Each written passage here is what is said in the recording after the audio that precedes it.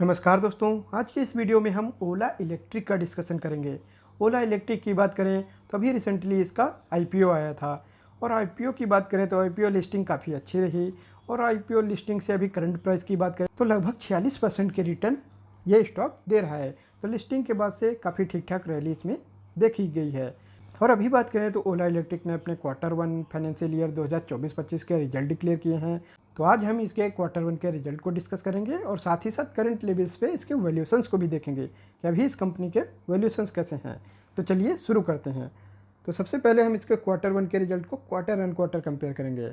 तो अगर पिछले क्वार्टर मार्च क्वार्टर से कंपेयर करें इसके रेवेन्यू को, तो रेवेन्यू में 46 करोड़ की ग्रोथ देखने को मिली है, जो कि 3% की ग्रोथ है। वहीं ऑपरेटिंग प्रॉफिट मार्जिन की बात करें तो माइनस में है, क्योंकि कंपनी कोई प्रॉफिट जनरेट नहीं कर पा रही है। ये एक लॉस मेकिंग कंपनी है, लेकिन यहाँ इसके ऑपरेटिंग प्रॉफिट मार्जिन थोड़े से इंप्रूव जरूर हुए हैं।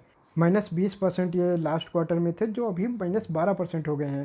तो यहाँ थोड़ी सी इंप्रूवमेंट देखने को मिली है। वहीं नेट प्रॉफिट की बात करें तो जैसा कि अभी हमने डिस्कस की कि एक लॉस मेकिंग कंपनी है। तो पिछले क्वार्टर में इसने 416 करोड़ के लॉस दिखाए थे, जो अभी थोड़ा सा घट गए हैं और 347 करोड़ के लॉसेस दिखाए हैं इस कंपनी ने इस क्वार्टर में। तो यहाँ इसके जो लॉसेस हैं वो 69 करोड़ से कम हुए हैं। तो इसके लॉसेस ज़रूर थोड़े से रिड्यूस हुए हैं, लेकिन फ़िलहाल अभी भी ये कंपनी लॉस मेकिंग है। वहीं इसके रेवेन्यू में भी कोई खास ग्रोथ नहीं है, सिर्फ और सिर्फ 3% की ही ग्रोथ देखने को मिली है। तो अगर बात करें तो इसके फाइनेंशियल्स इतने कुछ खास है नहीं। अब हम इसके Q1 के रिजल्ट को ईयर ऑन ईयर कंपेयर करेंगे लास्ट ईयर जून क्वार्टर से। तो वहाँ से देखें तो इसके रेवेन्यू में 401 करोड़ की ग्रोथ देखी गई है, जो कि परसेंटेज में 32.3% की है।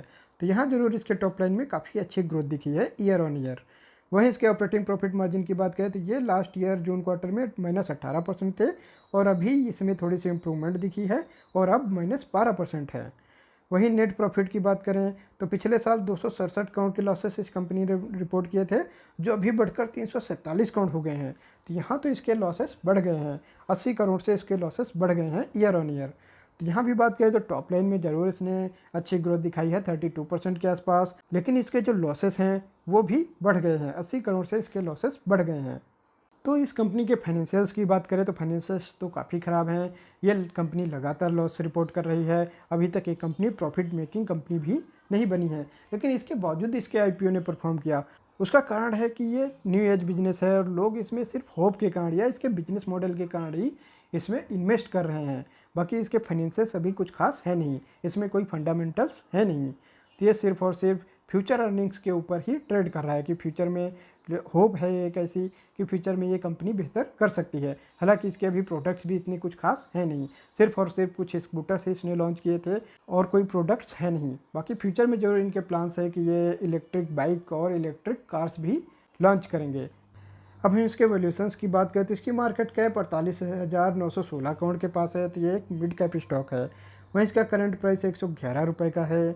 52 वीक हाई इसका 130 का है। लिस्टिंग के बाद ये 130 रुपये तक गया था। तो उस समय बात करें तो ये अपने लिस्टिंग प्राइस से 70% अप था। तो यहाँ आप समझ सकते हैं कि लिस्टिंग के बाद इसमें कितनी बड़ी रैली देखने को मिली। 70% ये स्टॉक अप हो गया, जबकि इसके फंडामेंटल्स का कुछ अता पता नहीं है। ये एक लॉस मेकिंग कंपनी है। वहीं इसका जो 52 वीक है लो है, ये इसका लिस्टिंग प्राइस है। इसका आईपीओ प्राइस है 76 रुपीज़। वहीं इसके बाकी के वैल्यूएशंस कुछ है नहीं, क्योंकि ये एक लॉस मेकिंग कंपनी है। पी इसका माइनस में आएगा। वहीं इसका पीजी रेशियो कुछ आएगा नहीं, आरओई भी कुछ है नहीं, क्योंकि ऑपरेटिंग प्रॉफिट मार्जिन ही इसके माइनस में है। वहीं डेट टू इक्विटी रेशियो की बात करें तो डेट बहुत ही ज़्यादा है। 6.4 का इसका डेट टू इक्विटी रेशियो है। तो आप समझ सकते हैं कि इसकी जो इक्विटी है उससे लगभग 6 गुने से लगभग 6.5 गुना ये डेट लेके बैठा है। तो इस कंपनी के ऊपर डेट बहुत ज़्यादा है। तो ऐसे में अगर इसमें रिवेन्यू ग्रोथ नहीं दिखी तो इसमें प्रॉब्लम भी आ सकती है, क्योंकि डेट बहुत ज़्यादा ले रखा है इस कंपनी ने। तो ऐसे में बात करें तो कंपनी के वैल्यूएशंस कुछ है ही नहीं।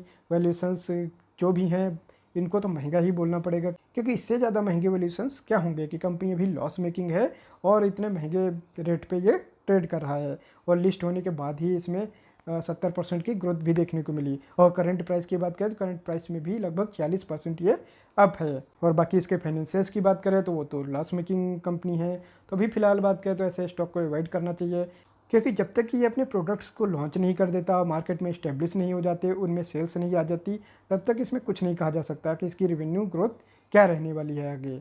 तो फिलहाल ओला इलेक्ट्रिक का एनालिसिस आज यहीं तक रखते हैं। मिलेंगे नेक्स्ट वीडियो में किसी और स्टॉक के साथ। नमस्कार दोस्तों।